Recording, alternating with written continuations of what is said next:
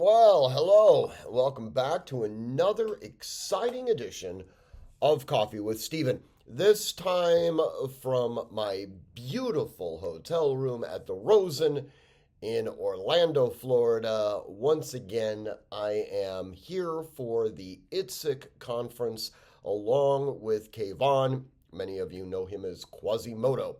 For those of you who don't know about the ITSIC conference, we do this every year. It's held right after Thanksgiving in Orlando, Florida, and it's a simulation-based conference.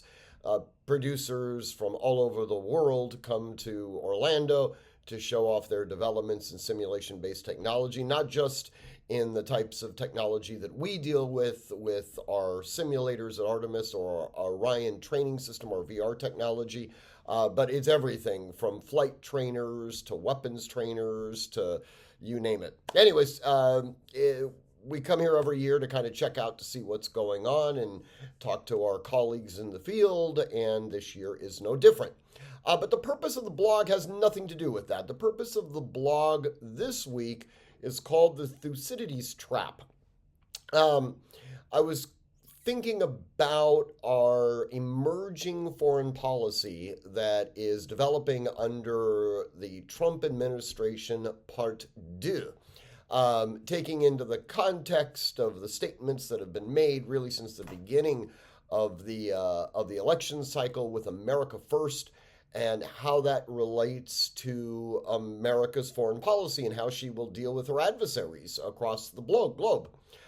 So there is a concept that is been coined a number of years ago by a Harvard professor called the Thucydides Trap.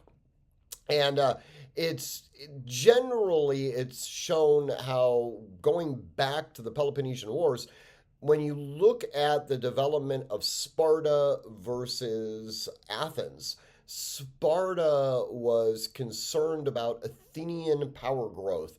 And because they viewed Athens as a competitor, they knew that inevitably it was going to result in them having armed conflict with Athens. And because of this perceived inevitability, armed conflict eventually manifested. And he refers to this as the Thucydides trap, right? That if you perceive a competitor, that there becomes an inevitability that you'll be involved in armed conflict with them.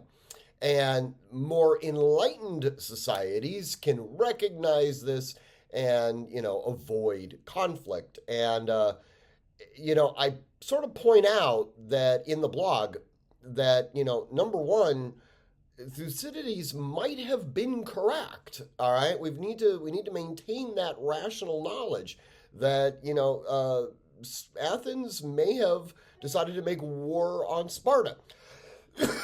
In addition to that, whether or not we're looking at something empirically, there's also the nascent reality that while we may have evolved beyond this zero-sum game analysis, our international competitors may not have.